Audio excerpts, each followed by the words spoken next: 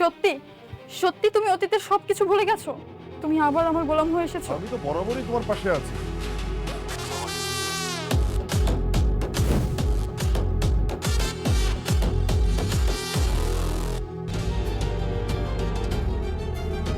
আরে গোলা।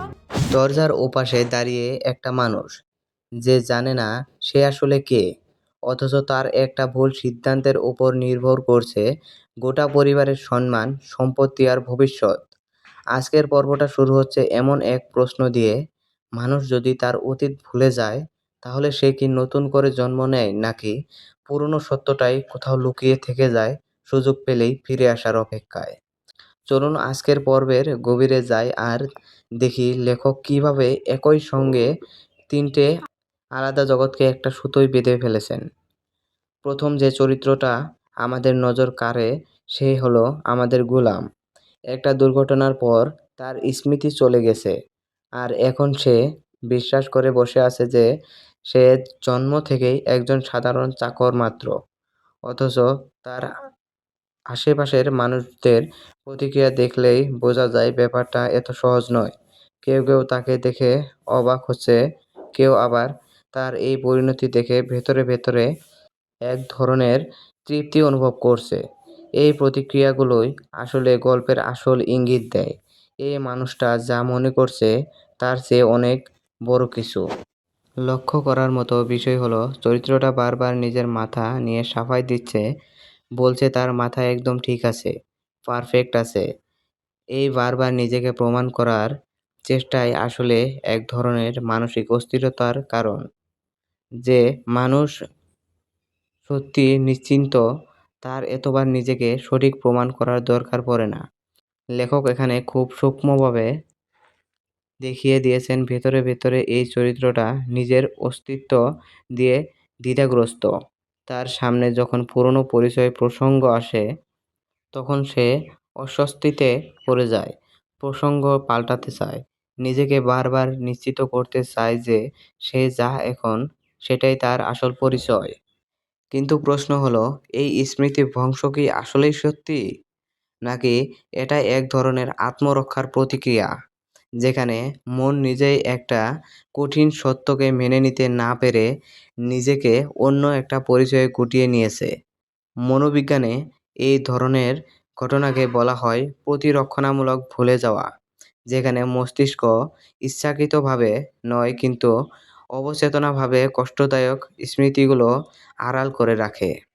যদি লেখক সত্যি এই দিকে গল্পটা নিয়ে যায়, তাহলে সামনে আমরা দেখব একটি মানুষ ধীরে ধীরে নিজের কাছে ফিরে আসার লড়াই, আর সেটা হবে এই নাটকের সবচেয়ে আবেগঘন অধ্যায়। এবার আসা যাক দ্বিতীয় স্তরে, যেখানে গল্পটা পুরোপুরি অন্য রং নেয়। এখানে আমরা দেখি এক প্রভাবশালী ক্ষমতাবান ব্যক্তিকে, যিনি নিজের একান্ত বিশ্বস্ত মানুষদের নিয়ে একটা ব্যাংক লুটের পরিকল্পনা সাজাচ্ছেন। কিন্তু এখানে লেখকের কলমের চমৎকার লুকিয়ে আছে। এই মানুষটা নিজেকে অপরাধী মনে করছেন না, বরং তার চোখে যিনি ধনীর থেকে নিয়ে দরিদ্রদের হাত তুলে দিতে চান। তার যুক্তি শুনলে মনে হতেই পারে তিনি ঠিক বলছেন। এক মন্ত্রী মানুষের ঋণের টাকা আত্মসাৎ করছেন, সাধারণ মানুষ কষ্টে দিন কাটাচ্ছে, আর সেই টাকাই তিনি ফিরিয়ে দিতে চান তাদের হাতে। এবার আসা যাক দ্বিতীয় স্তরে, যেখানে গল্পটা পুরোপুরি অন্য রং নেয়। এখানে আমরা দেখি এক প্রভাবশালী ক্ষমতাবান ব্যক্তিকে, যিনি নিজের একান্ত বিশ্বস্ত মানুষদের নিয়ে একটা ব্যাংক লুটের পরিকল্পনা সাজাচ্ছেন। কিন্তু এখানেই লেখকের কলমের চমৎকারিত্ব লুকিয়ে আছে।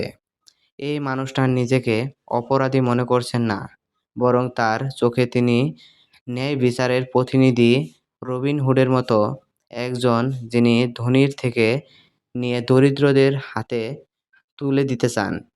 তার যুক্তি শুনলে মনে হতেই পারে তিনি ঠিক বলছেন।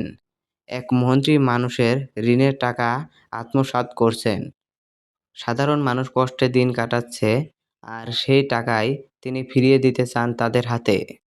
কিন্তু এখানেই লেখক দর্শকের নৈতিক অবস্থানকে নাড়িয়ে দেন, কারণ এই মানুষটার আসল উদ্দেশ্য শুধু ন্যায় বিচার নয়, এর পিছনে লুকিয়ে আছে ব্যক্তিগত প্রতিশোধের আগুন। তার তার নিজের বোনের মৃত্যুর জন্য তিনি এই মন্ত্রীকে দায়ী করেন, আর সেই ক্ষত সেই ক্ষত থেকেই জন্ম নিয়েছে এই প্রতিশোধের পরিকল্পনা। প্রশ্ন হলো, ন্যায় বিচার আর প্রতিশোধের মধ্যে সীমারেখাটা ঠিক কোথায়?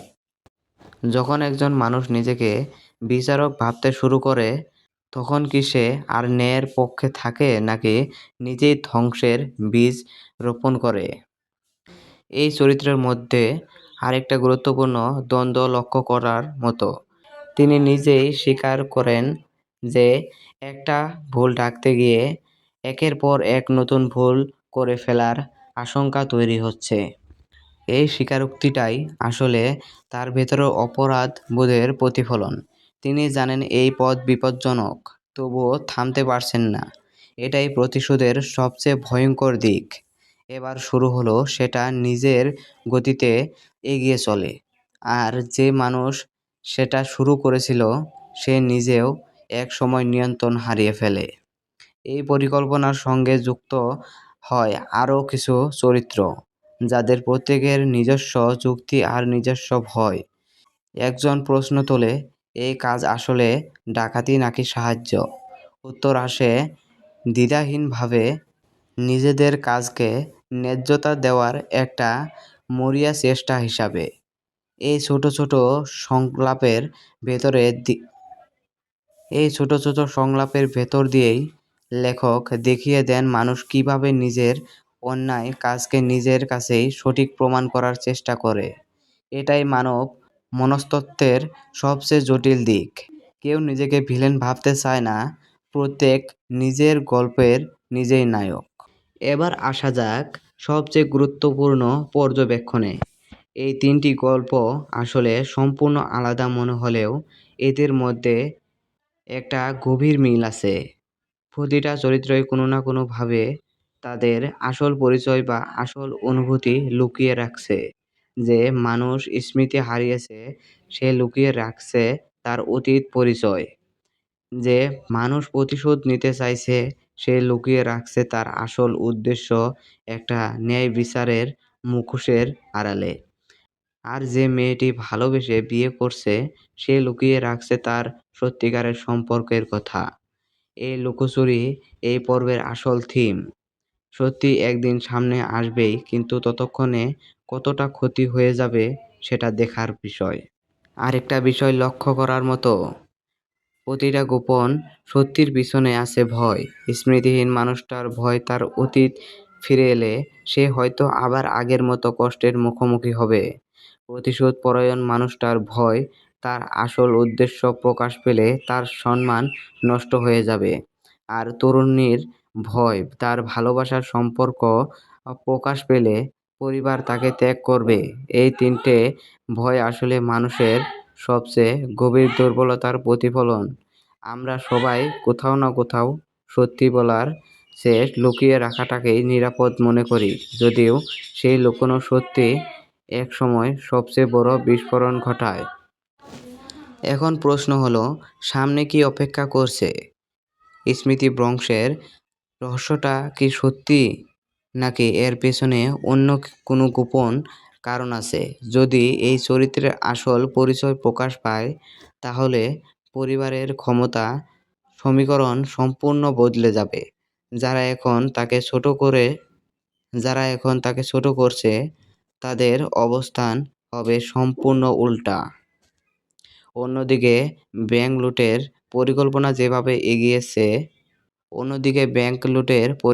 যেভাবে এগোচ্ছে, তাতে স্পষ্ট বোঝা যাচ্ছে বড় ধরনের একটা সংঘাত আসন্ন। প্রতিশোধের এই আগুন কি শেষ পর্যন্ত ন্যায় বিচার এনে দেবে, নাকি আরও বড় বিপর্যয় ডেকে আনবে? আর সেই গোপন বিয়ের সত্যিটা যেদিন প্রকাশ পাবে, সেদিন পরিবারের সম্পর্কগুলো নতুন করে পরীক্ষার মুখে পড়বে। বিশ্বাস, ক্ষমা আর ভালোবাসার আসল রূপ তখনই বোঝা যাবে। শেষ পর্যন্ত এই পর্বটা আমাদের একটা গভীর প্রশ্নের সামনে দাঁড় করিয়ে দেয়। আমরা কি সত্যি নিজেদের আসল পরিচয় নিয়ে বাঁচি, নাকি পরিস্থিতির চাপে এক একটা মুখোশ পরে নিজেকে আড়াল করে রাখি? যে মানুষ নিজেই নামটাই ভুলে গেছে, সে কি কোনোদিন সত্যি নিজেকে ফিরে পাবে? আর যদি পায়, তাহলে সেই ফিরে পাওয়া কি তার জন্য মুক্তি হয়ে আসবে, নাকি নতুন করে যন্ত্রণার শুরু হবে? এই প্রশ্নগুলোর উত্তর হয়তো লুকিয়ে আছে আগামী পর্বেই। আপনার কি মনে হয়, এই স্মৃতিভ্রংশ সত্যি, নাকি এটা একটা সুপরিকল্পিত চাল যার যার পেছনে লুকিয়ে আছে অন্য কোনো গভীর উদ্দেশ্য? কমেন্টে জানান আপনার মতামত। আর এই গল্পের আসল রহস্য উন্মোচনের মুহূর্তটাই মিস করতে না চাইলে চ্যানেলটাকে এখনই সাবস্ক্রাইব করে রাখুন এবং বেল আইকনটি অন করে দিন, যাতে পরের পর্ব আসা মাত্রই আপনি প্রথম জানতে পারেন। ধন্যবাদ। সত্যি সত্যি তুমি অতীতের সবকিছু ভুলে গেছো? তুমি আবার আমার গোলাম হয়ে এসেছো? আমি তো বরাবরই তোমার পাশে আছি।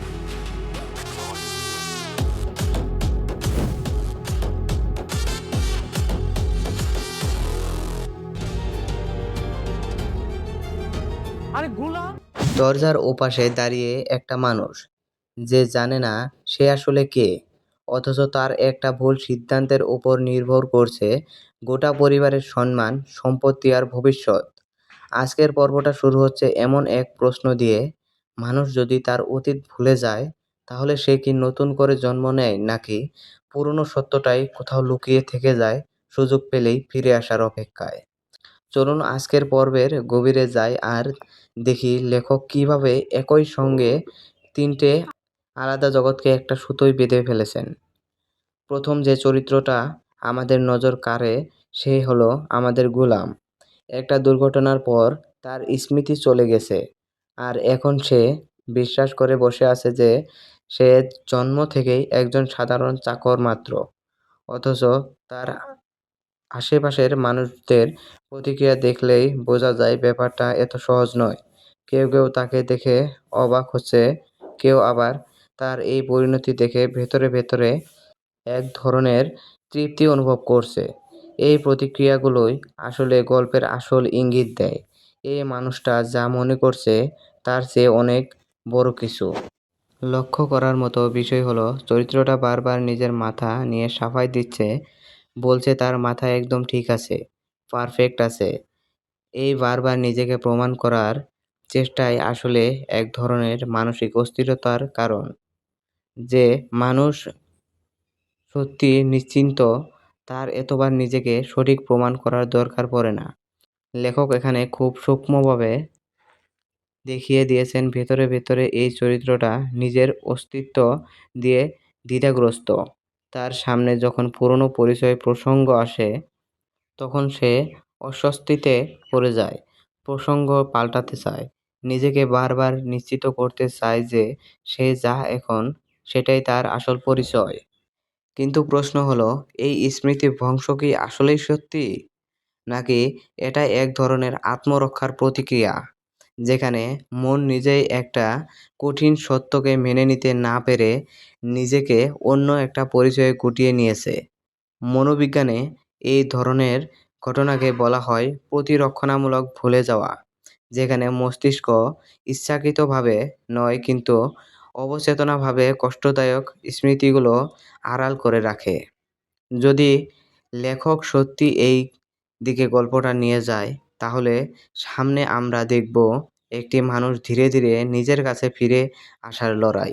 আর সেটা হবে এই নাটকের সবচেয়ে আবেগঘন অধ্যায়।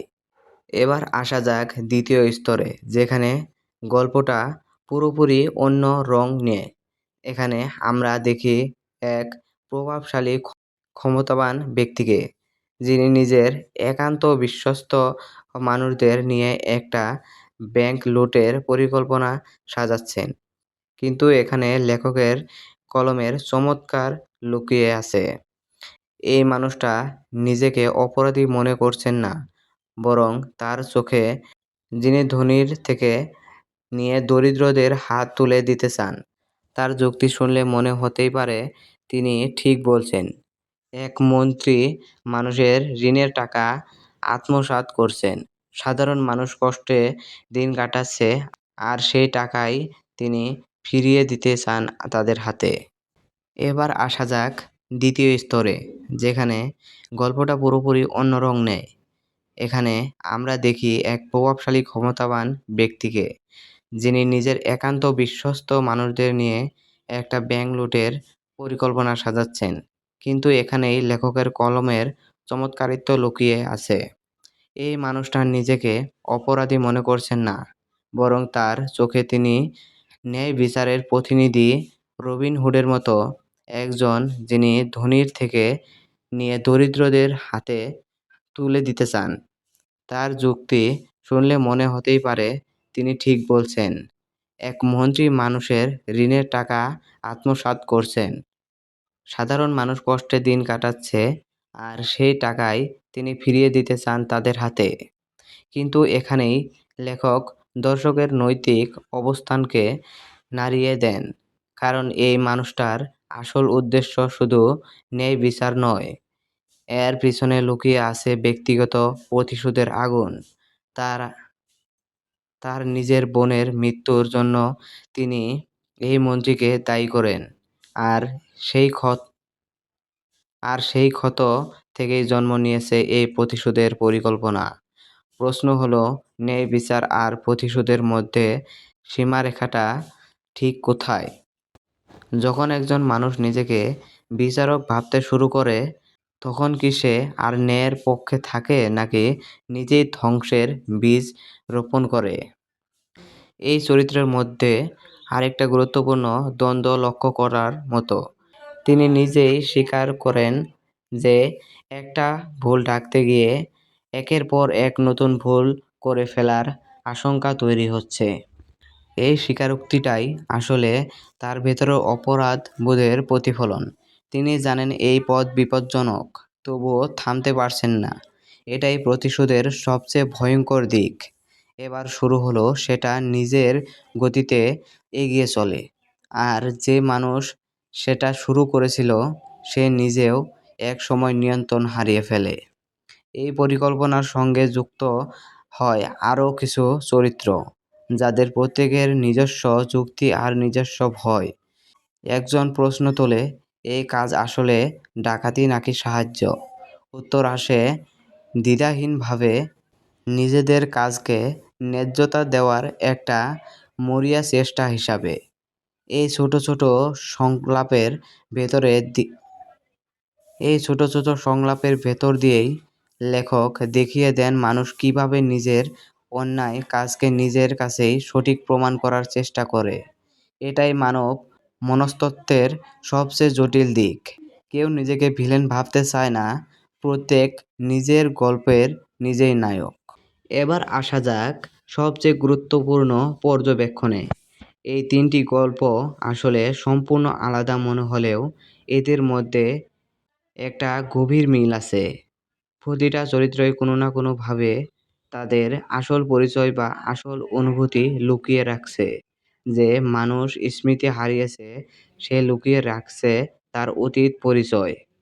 যে মানুষ প্রতিশোধ নিতে চাইছে, সে লুকিয়ে রাখছে তার আসল উদ্দেশ্য একটা ন্যায় বিচারের মুখোশের আড়ালে।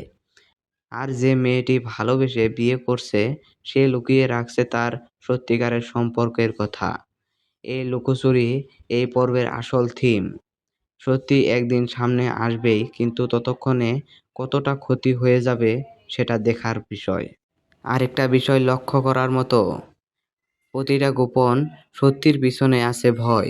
স্মৃতিহীন মানুষটার ভয় তার অতীত ফিরে এলে সে হয়তো আবার আগের মতো কষ্টের মুখোমুখি হবে। প্রতিশোধ পরায়ণ মানুষটার ভয় তার আসল উদ্দেশ্য প্রকাশ পেলে তার সম্মান নষ্ট হয়ে যাবে। আর তরুণীর ভয় তার ভালোবাসার সম্পর্ক প্রকাশ পেলে পরিবার তাকে ত্যাগ করবে। এই তিনটে ভয় আসলে মানুষের সবচেয়ে গভীর দুর্বলতার প্রতিফলন। আমরা সবাই কোথাও না কোথাও সত্যি বলার চেয়ে লুকিয়ে রাখাটাকেই নিরাপদ মনে করি, যদিও সেই লুকোনো সত্যি একসময় সবচেয়ে বড় বিস্ফোরণ ঘটায়। এখন প্রশ্ন হলো, সামনে কি অপেক্ষা করছে? স্মৃতিভ্রংশের রহস্যটা কি সত্যি, নাকি এর পেছনে অন্য কোনো গোপন কারণ আছে?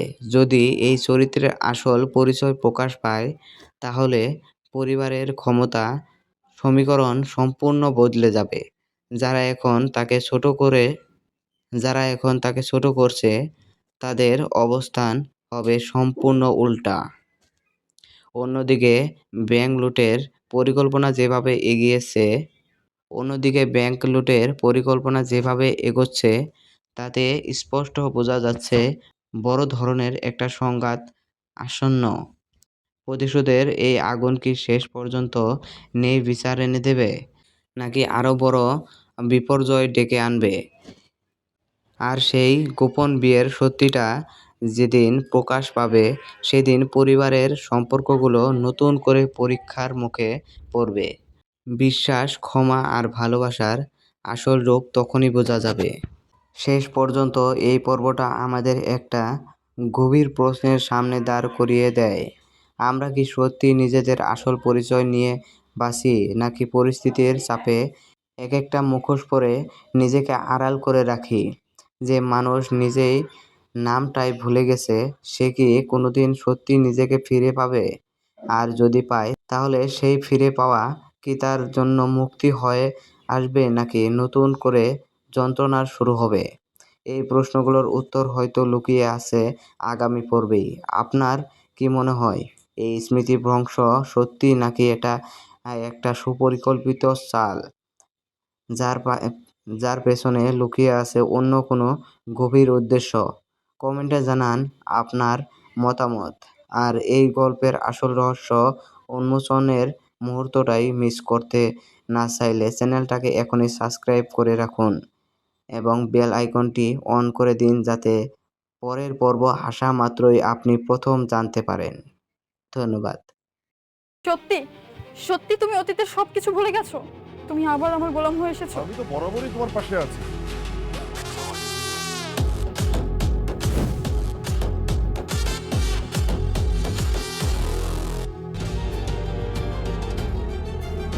আরে গুলা দরজার ওপাশে দাঁড়িয়ে একটা মানুষ, যে জানে না সে আসলে কে, অথচ তার একটা ভুল সিদ্ধান্তের উপর নির্ভর করছে গোটা পরিবারের সম্মান, সম্পত্তি আর ভবিষ্যৎ।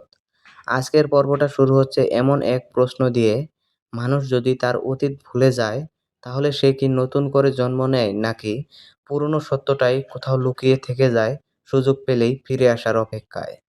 চলুন আজকের পর্বের গভীরে যাই আর দেখি লেখক কিভাবে একই সঙ্গে তিনটে আলাদা জগৎকে একটা সুতোয় বেঁধে ফেলেছেন। প্রথম যে চরিত্রটা আমাদের নজর কাড়ে, সে হলো আমাদের গোলাম। একটা দুর্ঘটনার পর তার স্মৃতি চলে গেছে, আর এখন সে বিশ্বাস করে বসে আছে যে সে জন্ম থেকেই একজন সাধারণ চাকর মাত্র। অথচ তার আশেপাশের মানুষদের প্রতিক্রিয়া দেখলেই বোঝা যায় ব্যাপারটা এত সহজ নয়। কেউ কেউ তাকে দেখে অবাক হচ্ছে, কেউ আবার তার এই পরিণতি দেখে ভেতরে ভেতরে এক ধরনের তৃপ্তি অনুভব করছে। এই প্রতিক্রিয়াগুলোই আসলে গল্পের আসল ইঙ্গিত দেয়। এই মানুষটা যা মনে করছে তার চেয়ে অনেক বড় কিছু। লক্ষ্য করার মতো বিষয় হলো, চরিত্রটা বারবার নিজের মাথা নিয়ে সাফাই দিচ্ছে, বলছে তার মাথা একদম ঠিক আছে, পারফেক্ট আছে। এই বারবার নিজেকে প্রমাণ করার চেষ্টাই আসলে এক ধরনের মানসিক অস্থিরতার কারণ। যে মানুষ সত্যি নিশ্চিন্ত, তার এতবার নিজেকে সঠিক প্রমাণ করার দরকার পড়ে না। লেখক এখানে খুব সূক্ষ্মভাবে দেখিয়ে দিয়েছেন ভেতরে ভেতরে এই চরিত্রটা নিজের অস্তিত্ব দিয়ে দ্বিধাগ্রস্ত। তার সামনে যখন পুরনো পরিচয় প্রসঙ্গ আসে, তখন সে অস্বস্তিতে পড়ে যায়, প্রসঙ্গ পাল্টাতে চায়, নিজেকে বারবার নিশ্চিত করতে চায় যে সে যা এখন, সেটাই তার আসল পরিচয়। কিন্তু প্রশ্ন হলো, এই স্মৃতিভ্রংশ কি আসলেই সত্যি, নাকি এটা এক ধরনের আত্মরক্ষার প্রতিক্রিয়া, যেখানে মন নিজেই একটা কঠিন সত্যকে মেনে নিতে না পেরে নিজেকে অন্য একটা পরিচয়ে গুটিয়ে নিয়েছে? মনোবিজ্ঞানে এই ধরনের ঘটনাকে বলা হয় প্রতিরক্ষণামূলক ভুলে যাওয়া, যেখানে মস্তিষ্ক ইচ্ছাকৃতভাবে নয় কিন্তু অবচেতনভাবে কষ্টদায়ক স্মৃতিগুলো আড়াল করে রাখে। যদি লেখক সত্যি এই দিকে গল্পটা নিয়ে যায়, তাহলে সামনে আমরা দেখব একটি মানুষ ধীরে ধীরে নিজের কাছে ফিরে আসার লড়াই। আর সেটা হবে এই নাটকের সবচেয়ে আবেগঘন অধ্যায়। এবার আসা যাক দ্বিতীয় স্তরে, যেখানে গল্পটা পুরোপুরি অন্য রং নেয়। এখানে আমরা দেখি এক প্রভাবশালী ক্ষমতাবান ব্যক্তিকে, যিনি নিজের একান্ত বিশ্বস্ত মানুষদের নিয়ে একটা ব্যাংক লুটের পরিকল্পনা সাজাচ্ছেন। কিন্তু এখানে লেখকের কলমের চমৎকার লুকিয়ে আছে। এই মানুষটা নিজেকে অপরাধী মনে করছেন না, বরং তার চোখে যিনি ধনীর থেকে নিয়ে দরিদ্রদের হাত তুলে দিতে চান। তার যুক্তি শুনলে মনে হতেই পারে তিনি ঠিক বলছেন। এক মন্ত্রী মানুষের ঋণের টাকা আত্মসাৎ করছেন, সাধারণ মানুষ কষ্টে দিন কাটাচ্ছে, আর সেই টাকাই তিনি ফিরিয়ে দিতে চান তাদের হাতে। এবার আসা যাক দ্বিতীয় স্তরে, যেখানে গল্পটা পুরোপুরি অন্য রং নেয়। এখানে আমরা দেখি এক প্রভাবশালী ক্ষমতাবান ব্যক্তিকে, যিনি নিজের একান্ত বিশ্বস্ত মানুষদের নিয়ে একটা ব্যাংক লুটের পরিকল্পনা সাজাচ্ছেন।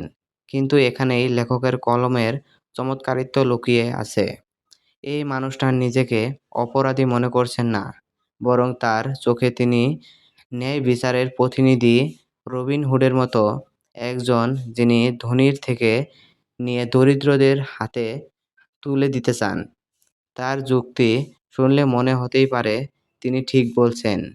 এক মন্ত্রী মানুষের ঋণের টাকা আত্মসাৎ করছেন, সাধারণ মানুষ কষ্টে দিন কাটাচ্ছে, আর সেই টাকাই তিনি ফিরিয়ে দিতে চান তাদের হাতে। কিন্তু এখানেই লেখক দর্শকের নৈতিক অবস্থানকে নাড়িয়ে দেন, কারণ এই মানুষটার আসল উদ্দেশ্য শুধু ন্যায় বিচার নয়, এর পিছনে লুকিয়ে আছে ব্যক্তিগত প্রতিশোধের আগুন। তার তার নিজের বোনের মৃত্যুর জন্য তিনি এই মন্ত্রীকে দায়ী করেন, আর সেই ক্ষত আর সেই ক্ষত থেকেই জন্ম নিয়েছে এই প্রতিশোধের পরিকল্পনা। প্রশ্ন হলো, ন্যায় বিচার আর প্রতিশোধের মধ্যে সীমারেখাটা ঠিক কোথায়? যখন একজন মানুষ নিজেকে বিচারক ভাবতে শুরু করে, তখন কি সে আর ন্যায়ের পক্ষে থাকে, নাকি নিজেই ধ্বংসের বীজ রোপণ করে? এই চরিত্রের মধ্যে আরেকটা গুরুত্বপূর্ণ দ্বন্দ্ব লক্ষ্য করার মতো। তিনি নিজেই স্বীকার করেন যে একটা ভুল ঢাকতে গিয়ে একের পর এক নতুন ভুল করে ফেলার আশঙ্কা তৈরি হচ্ছে। এই স্বীকারোক্তিটাই আসলে তার ভেতরের অপরাধ বোধের প্রতিফলন। তিনি জানেন এই পথ বিপজ্জনক, তবুও থামতে পারছেন না। এটাই প্রতিশোধের সবচেয়ে ভয়ঙ্কর দিক। এবার শুরু হলো সেটা নিজের গতিতে এগিয়ে চলে, আর যে মানুষ সেটা শুরু করেছিল সে নিজেও এক সময় নিয়ন্ত্রণ হারিয়ে ফেলে। এই পরিকল্পনার সঙ্গে যুক্ত হয় আরও কিছু চরিত্র, যাদের প্রত্যেকের নিজস্ব যুক্তি আর নিজস্ব ভয়। একজন প্রশ্ন তোলে, এই কাজ আসলে ডাকাতি নাকি সাহায্য? উত্তর আসে দ্বিধাহীনভাবে, নিজেদের কাজকে ন্যায্যতা দেওয়ার একটা মরিয়া চেষ্টা হিসাবে। এই ছোট ছোট সংলাপের ভেতরে এই ছোট ছোট সংলাপের ভেতর দিয়েই লেখক দেখিয়ে দেন মানুষ কিভাবে নিজের অন্যায় কাজকে নিজের কাছেই সঠিক প্রমাণ করার চেষ্টা করে। এটাই মানব মনস্তত্ত্বের সবচেয়ে জটিল দিক। কেউ নিজেকে ভিলেন ভাবতে চায় না, প্রত্যেক নিজের গল্পের নিজেই নায়ক। এবার আসা যাক সবচেয়ে গুরুত্বপূর্ণ পর্যবেক্ষণে। এই তিনটি গল্প আসলে সম্পূর্ণ আলাদা মনে হলেও এদের মধ্যে একটা গভীর মিল আছে। প্রতিটা চরিত্রই কোনো না কোনোভাবে তাদের আসল পরিচয় বা আসল অনুভূতি লুকিয়ে রাখছে। যে মানুষ স্মৃতি হারিয়েছে, সে লুকিয়ে রাখছে তার অতীত পরিচয়। যে মানুষ প্রতিশোধ নিতে চাইছে, সে লুকিয়ে রাখছে তার আসল উদ্দেশ্য একটা ন্যায় বিচারের মুখোশের আড়ালে। আর যে মেয়েটি ভালোবেসে বিয়ে করছে সে লুকিয়ে রাখছে তার সত্যিকারের সম্পর্কের কথা। এই লুকোচুরি এই পর্বের আসল থিম। সত্যি একদিন সামনে আসবেই, কিন্তু ততক্ষণে কতটা ক্ষতি হয়ে যাবে সেটা দেখার বিষয়। আরেকটা বিষয় লক্ষ্য করার মতো, প্রতিটা গোপন সত্যির পিছনে আছে ভয়। স্মৃতিহীন মানুষটার ভয় তার অতীত ফিরে এলে সে হয়তো আবার আগের মতো কষ্টের মুখোমুখি হবে। প্রতিশোধ পরায়ণ মানুষটার ভয় তার আসল উদ্দেশ্য প্রকাশ পেলে তার সম্মান নষ্ট হয়ে যাবে। আর তরুণীর ভয় তার ভালোবাসার সম্পর্ক প্রকাশ পেলে পরিবার তাকে ত্যাগ করবে। এই তিনটে ভয় আসলে মানুষের সবচেয়ে গভীর দুর্বলতার প্রতিফলন। আমরা সবাই কোথাও না কোথাও সত্যি বলার চেয়ে লুকিয়ে রাখাটাকেই নিরাপদ মনে করি, যদিও সেই লুকোনো সত্যি একসময় সবচেয়ে বড় বিস্ফোরণ ঘটায়। এখন প্রশ্ন হলো, সামনে কি অপেক্ষা করছে? স্মৃতিভ্রংশের রহস্যটা কি সত্যি, নাকি এর পেছনে অন্য কোনো গোপন কারণ আছে? যদি এই চরিত্রের আসল পরিচয় প্রকাশ পায়, তাহলে পরিবারের ক্ষমতা সমীকরণ সম্পূর্ণ বদলে যাবে। যারা এখন তাকে ছোট করছে তাদের অবস্থান হবে সম্পূর্ণ উল্টা। অন্যদিকে ব্যাংক লুটের পরিকল্পনা যেভাবে এগোচ্ছে তাতে স্পষ্ট বোঝা যাচ্ছে বড় ধরনের একটা সংঘাত আসন্ন। প্রতিশোধের এই আগুন কি শেষ পর্যন্ত ন্যায় বিচার এনে দেবে, নাকি আরও বড় বিপর্যয় ডেকে আনবে? আর সেই গোপন বিয়ের সত্যিটা যেদিন প্রকাশ পাবে, সেদিন পরিবারের সম্পর্কগুলো নতুন করে পরীক্ষার মুখে পড়বে। বিশ্বাস, ক্ষমা আর ভালোবাসার আসল রূপ তখনই বোঝা যাবে। শেষ পর্যন্ত এই পর্বটা আমাদের একটা গভীর প্রশ্নের সামনে দাঁড় করিয়ে দেয়। আমরা কি সত্যি নিজেদের আসল পরিচয় নিয়ে বাঁচি, নাকি পরিস্থিতির চাপে এক একটা মুখোশ পরে নিজেকে আড়াল করে রাখি? যে মানুষ নিজেই নামটাই ভুলে গেছে, সে কি কোনোদিন সত্যি নিজেকে ফিরে পাবে? আর যদি পায়, তাহলে সেই ফিরে পাওয়া কি তার জন্য মুক্তি হয়ে আসবে, নাকি নতুন করে যন্ত্রণার শুরু হবে? এই প্রশ্নগুলোর উত্তর হয়তো লুকিয়ে আছে আগামী পর্বেই। আপনার কি মনে হয়, এই স্মৃতিভ্রংশ সত্যি, নাকি এটা একটা সুপরিকল্পিত চাল যার পেছনে লুকিয়ে আছে অন্য কোনো গভীর উদ্দেশ্য? কমেন্টে জানান আপনার মতামত। আর এই গল্পের আসল রহস্য উন্মোচনের মুহূর্তটাই মিস করতে না চাইলে চ্যানেলটাকে এখনই সাবস্ক্রাইব করে রাখুন এবং বেল আইকনটি অন করে দিন, যাতে পরের পর্ব আসা মাত্রই আপনি প্রথম জানতে পারেন। ধন্যবাদ।